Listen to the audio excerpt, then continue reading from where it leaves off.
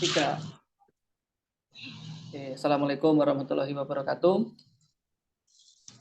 Assalamualaikum warahmatullahi wabarakatuh. Waalaikumsalam. Ya, gimana kabarnya? Adik-adik semuanya sehat? Alhamdulillah sehat, Pak. Oke, sebelum mulai perkuliahan, saya akan mengabsen ya satu persatu. Dan mudah-mudahan tidak ada yang absen ini. Pertama, Susi Dwi Anggra ini. Susi tadi sinyal ya kan? Kemudian Wahyu. Hadir, Pak. Oke, Nurlela.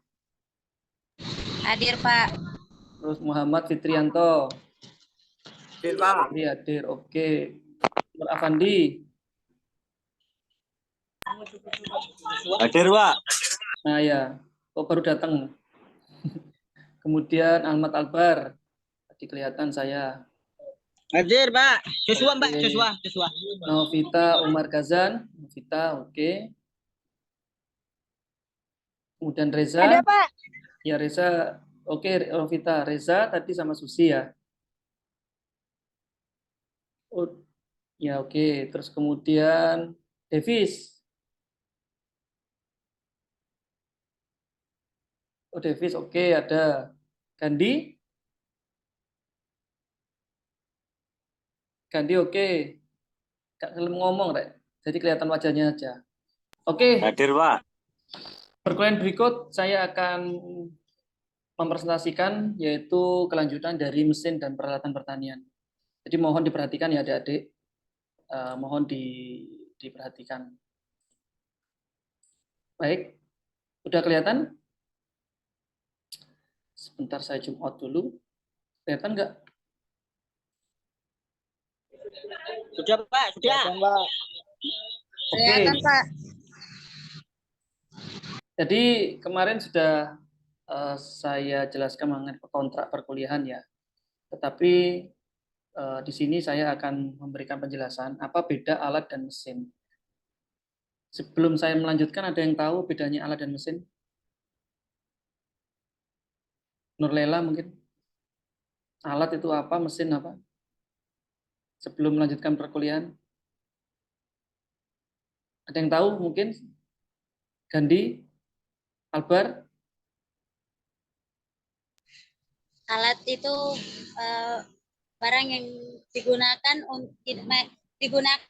tanpa listrik atau energi, sedangkan mesin digunakan dengan listrik atau energi. Ya, masih Itu, ingat Pak. ya.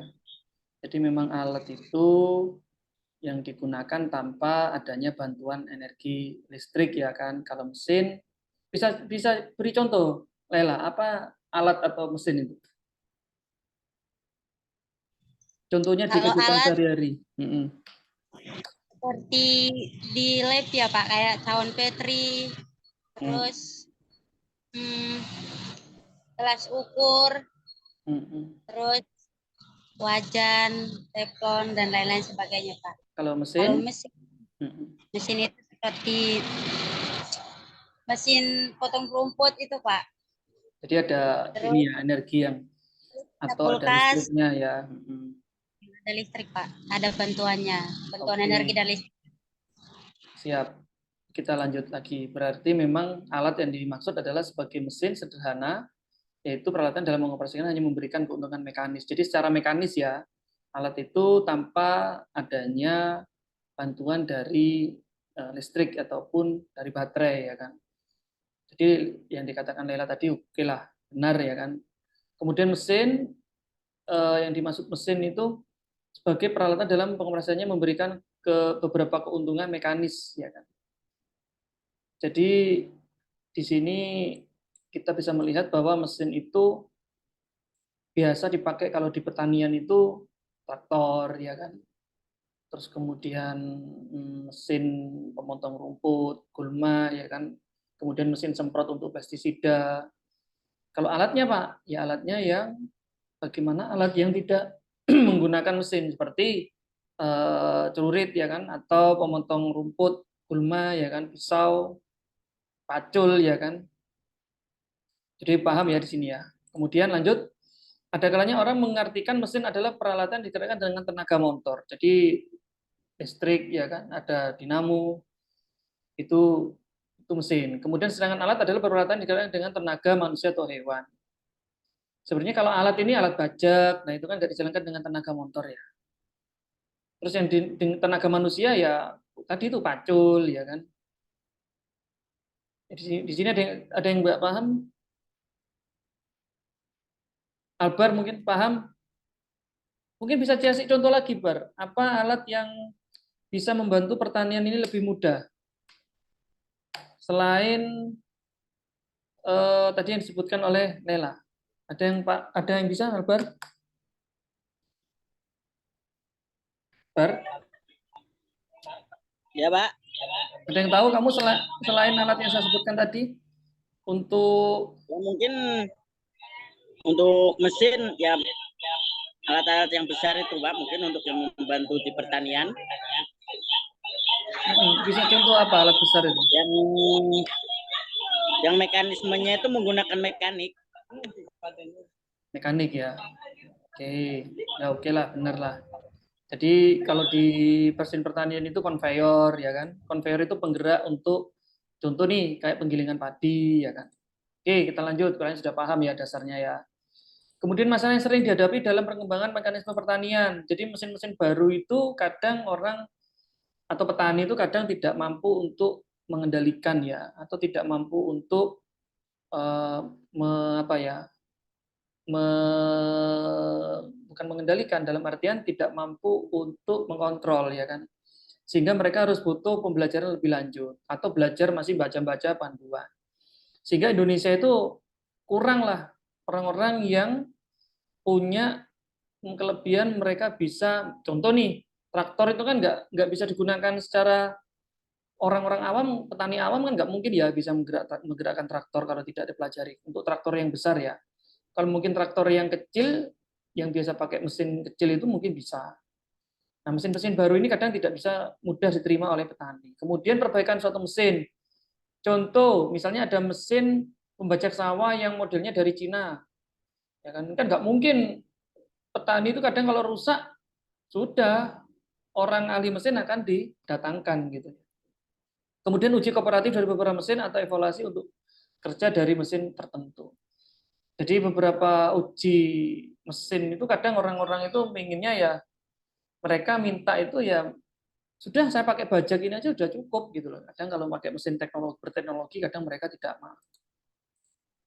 Terus kemudian studi peningkatan efisiensi penggunaan mesin yang ada. Mereka kadang menggunakan efisiensi. Oh kalau saya menggunakan traktor saya harus isi bensin ini. Jadi saya harus mengeluarkan biaya ini. Nah kadang-kadang orang petani-petani di desa itu menggunakan traktor masih mikir-mikir. Mending saya menggunakan kerbau. Kerbau sudah dapat kotorannya untuk pupuk, sekaligus kerbau ini bisa dijual kembali loh. Kalau traktor kan kadang mereka tidak bisa menjual kembali. Kadang-kadang di petani-petani itu kadang-kadang ini ya, apa namanya, sewa ya kalau traktor itu ya. Terus penelitian studi lanjut tentang masalah fundamental yang tidak berlangsung hubungan dengan mesin tertentu. Jadi kadang-kadang perkembangan mekanisme pertanian ini mereka berkutat pada apa yang sudah menjadi warisan dari nenek moyangnya. Bapaknya sudah nanam padi ER64, sudah ER64 sampai sekarang. Mereka kalau ada penelitian studi lanjut tentang yang baru itu kadang-kadang nggak mau. Ataupun tentang mesin mesin bajak, kalau yang kalian pernah lihat itu, kadang petani itu yang bajak yang biasa, padahal di Cina sana mesin bajaknya sudah teknologinya sudah pakai IoT ya kan. Sudah pakai sistem digital. Kalau di sini kan adanya ini ya dipakai gitu. Kemudian laboratorium alat pertanian ya kan. Di sini alsitan ini kadang dikelompokkan menjadi beberapa, ada prapanen, itu adalah pengolah tanah. Ada yang tahu nggak ini prapanen, pengolah tanah, penanam, pemupuk, penyiang, penyemprot pestisida ya. Kemudian pemanen, ada yang tahu?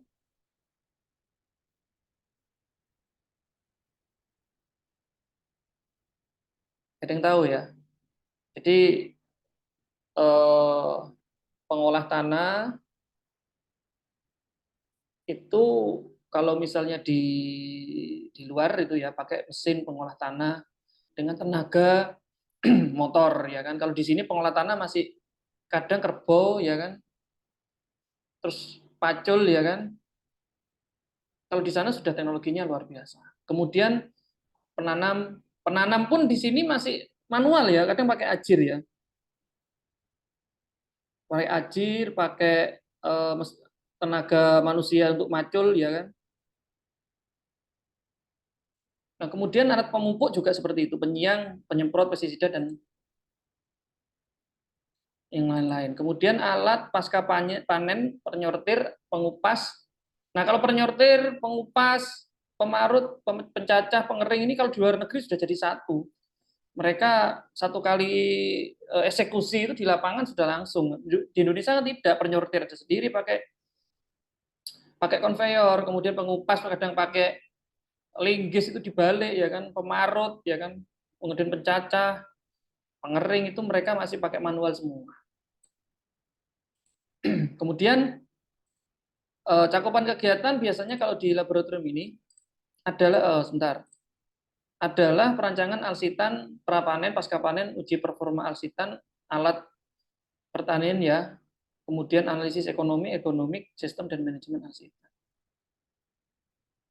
Jadi rata-rata pertanian kita itu maju, tetapi dengan adanya era yang baru sekarang ini, mungkin adik-adik pernah mendengar bahwa beras itu sekarang mahal ya kan. Beras itu sampai sekitar 85.000 per 5 kilo ya. Itu kenapa kira-kira? Ada yang tahu nggak? Kenapa beras sekarang mahal ya? Ada bisa jawab? Karena impor, Pak. Impor, oke. Impor karena apa kok impor? Produksi di Indonesia sedikit, Pak.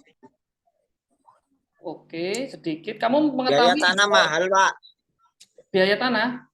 Biaya tanah Iya, mahal. mahal. Ya. Ada lagi?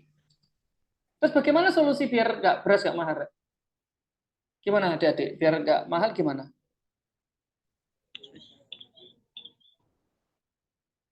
Nah, nanti ini menjadi tugas ya.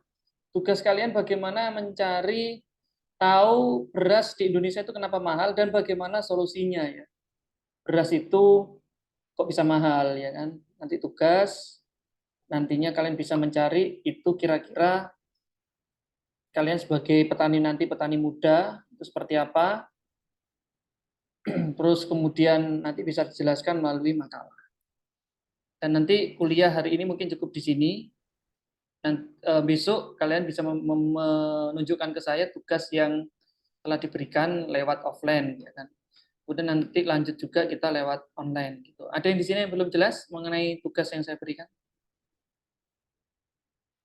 Tadi ya, beras kenapa mahal, terus bagaimana solusinya agar beras itu tidak mahal? Karena ini menyangkut masalah alat pertanian juga. Apa karena alat pertanian kita nggak canggih sehingga tanamnya juga lambat? Apakah karena kita ini manual ya kan sehingga kita kekurangan untuk memproduksi padi ya kan? Atau seperti apa? Tolong dijelaskan nanti lewat makalah. Mungkin itu dulu untuk perkuliahan hari ini. Ada yang bisa disampaikan? Adik-adik, ada yang kurang jelas? Bisa bertanya? Jelas, Pak. Oke, untuk tugasnya jangan lupa ya. Nanti yang nggak masuk hari ini, insya Allah sudah masuk semua, tapi tadi Zoom ada yang sama-sama. Ya mudah-mudahan kita semua dalam kondisi sehat semuanya. Dan untuk lanjutnya, besok kita akan bertemu lagi. Dan sampai di sini tidak ada pertanyaan ya. Ya, Pak. Ya sudah, saya tutup dulu. Terima kasih semuanya. Assalamualaikum warahmatullahi wabarakatuh. Salam. Ya, terima kasih ya. Ya, terima kasih. Pak. Yuk, saya tutup langsung. Ya.